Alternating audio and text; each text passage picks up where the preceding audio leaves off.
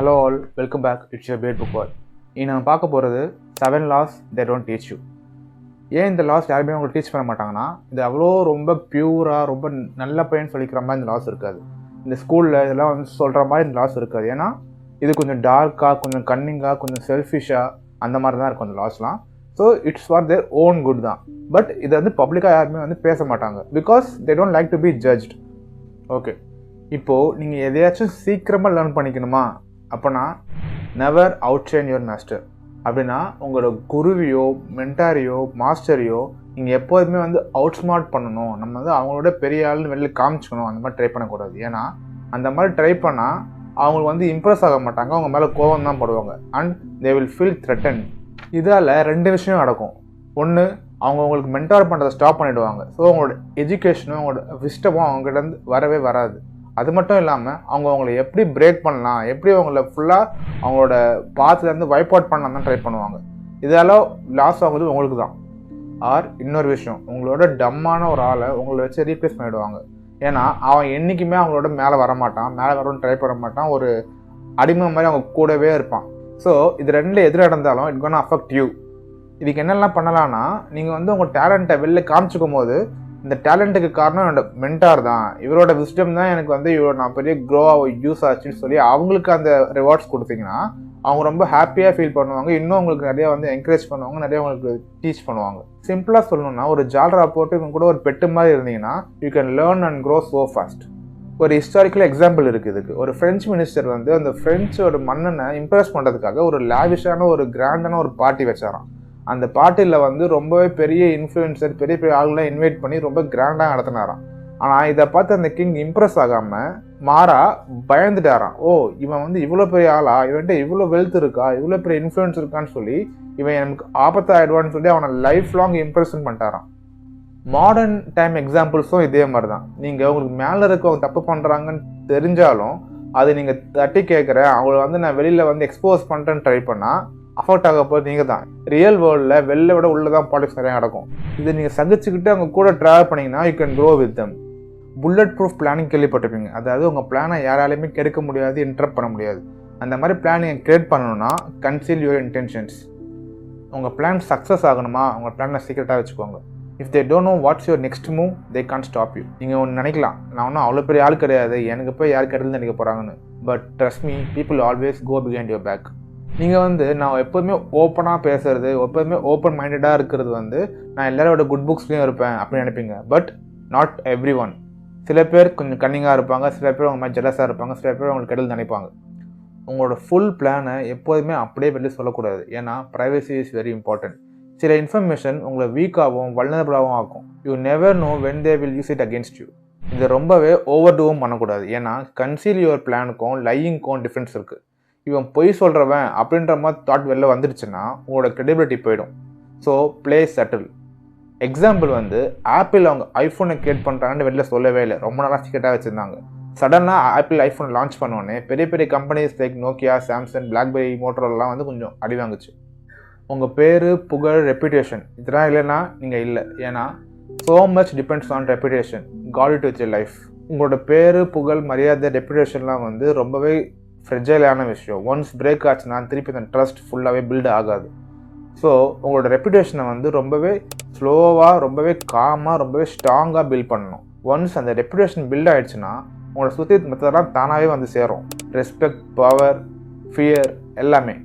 அதே மாதிரி மற்றவங்க உங்களோட ரெப்யூட்டேஷனை ஸ்பாயில் பண்ணவோ அட்டாக் பண்ணவோ விடவே விடக்கூடாது. ஒரு சுரங்கத்தில் நீங்கள் ஒரு தங்கத்தையோ வைரத்தையோ எடுத்தீங்கன்னா அதை திருட 4 பக்கமும் ட்ரை பண்ணுவாங்க. அதே மாதிரி உங்கள் ரெப்யூட்டேஷனை ஸ்பாயில் பண்ணவும் 4 பக்கமும் ட்ரை பண்ணிட்டு தான் இருப்பாங்க. இப்போது உங்கள் எதிரி நீங்கள் அழிக்கணும்னா உங்கள் ரெப்யூட்டேஷனை அழிச்சா போதும், மற்றெல்லாம் அவங்க சுற்றி இருக்கவங்க தானாக பார்த்துப்பாங்க. எக்ஸாம்பிள் வந்து ஒரு வேர்ல்டு ஃபேமஸ் ஷெஃப் இருந்தார்.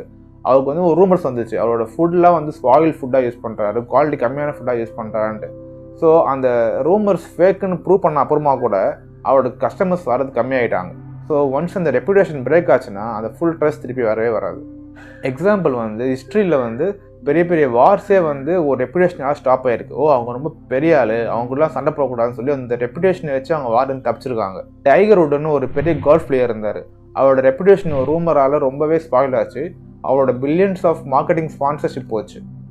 So reputation makes or breaks the man. It's that important. உங்களுக்கு கேரண்டீட் விக்ட்ரி வேணுமா, நீங்கள் வந்து இறக்கமே இல்லாத ஆளாக இருக்கணும். Crush your enemy totally. இங்கே வந்து நான் எனிமின்னு சொல்கிறது ஒரு பர்சனாக இருக்கலாம், ஒரு சுச்சுவேஷனாக இருக்கலாம், ஒரு ப்ராப்ளமாக இருக்கலாம். எதுவாக இருந்தாலும் கம்ப்ளீட்டாக சால்வ் பண்ணிட்டு தான் நீங்கள் அடுத்த வேலை பார்க்கணும். இப்போது நீங்கள் திங்க் பண்ணுறீங்க, இந்த பிரச்சனை நமக்கு வருமா அப்படின்னு யோசிச்சாலே அந்த பிரச்சனை கண்டிப்பாக உங்களுக்கு இன்றைக்கி இல்லாட்டி என்னைக்காச்சும் வரும். அதை நீங்கள் இன்றைக்கே சால்வ் பண்ணிட்டீங்கன்னா ஈஸியாக முடியும். டேட்டா விட விட விட அது பெருசாகிட்டே போகும். அப்புறம் அவங்களால முடிக்கவே முடியாத பிரச்சனையாக ஆகிடும். வாரில் தப்பிச்சு போனவங்க ரிவெஞ்ச் வாங்கி விழுந்த ராஜ்யம்னா எவ்வளோ இருக்குது. மாடர்ன் டைம் எக்ஸாம்பிள் வந்து நெட்ஸ்கேப்னு ஒரு கம்பெனி இருந்துச்சு. அதை ஃபுல் அண்ட் ஃபுல் டிஸ்ட்ராய் பண்ணி தான் மைக்ரோசாஃப்ட் அது மேலே பில்ட் ஆனாங்க. இந்த ஒரு சின்ன பிரச்சனை என்னென்னா, இந்த மாதிரி இருக்கிற ஆளுங்களை வந்து சுற்றி இருக்கிறவங்க ரொம்ப வெறுக்க ஆரம்பிச்சிருவாங்க, ரொம்ப ஹேட் பண்ண ஆரம்பிச்சிருவாங்க. ஸோ உங்களோட எக்ஸிஸ்டன்ஸ்க்கு பிரச்சனை வந்தால் மட்டும்தான் இதை நீங்கள் யூஸ் பண்ணணும். நீங்கள் ஒரு விஷயத்தை வின் பண்ணணுன்னா ஒரு விஷயத்தை லூஸ் பண்ணி தான் ஆகும். Concentrate all your forces. உங்களோட டைம், எனர்ஜி, மணி எல்லாத்தையும் ஒரு கோலில் ஃபோக்கஸ் பண்ணிங்கன்னா அந்த கோல் உங்களுக்கு சக்சீட் ஆகியே தரணும். ஒரு கோல் இல்லாமல் நான் எல்லா கோல்லையும் ட்ரை பண்ணுவேன் அப்படின்னா it will lead to mediocrity. First ஒரு விஷயத்த மாஸ்டர் பண்ணிவிட்டு அப்புறமா அடுத்த விஷயத்துக்கு போகணும். அதுதான் ட்ரூ எக்ஸ்பேன்ஷன். நாய் மாதிரி எல்லாத்துலேயும் நம்ம வாய் வைக்கிறது வந்து இட்ஸ் நாட் குட். உங்களோட ஃபோக்கஸ் எவ்வளோ டைல்யூட்டாக இருக்கோ உங்களோட ரிசல்ட் அவ்வளோ வீக்காக இருக்கும். உங்கள் ஃபோக்கஸ் எவ்வளோ ஷார்ப்பாக இருக்கோ உங்களோட எஃபர்ட்ஸ் வந்து அப்படியே மல்டிப்ளை ஆகும். எக்ஸாம்பிள் வந்து 1997 ஸ்டீவ் ஜாப்ஸ் வந்து ஆப்பிளுக்கு திருப்பி வந்தார். அப்போது ஏகப்பட்ட ப்ராடக்ட்ஸ் இருந்துச்சு. எல்லாத்தையும் கேன்சல் பண்ணிவிட்டு ஃபியூ ப்ராடக்ட்ஸ் தான், ஐஃபோன், ஐபேட், இந்த மாதிரி 2-3 ப்ராடக்ட் மட்டும் தான் அவர் ஃபோக்கஸ் பண்ணி அதை லான்ச் பண்ணார். அது பெரிய ஹிட் ஆச்சு.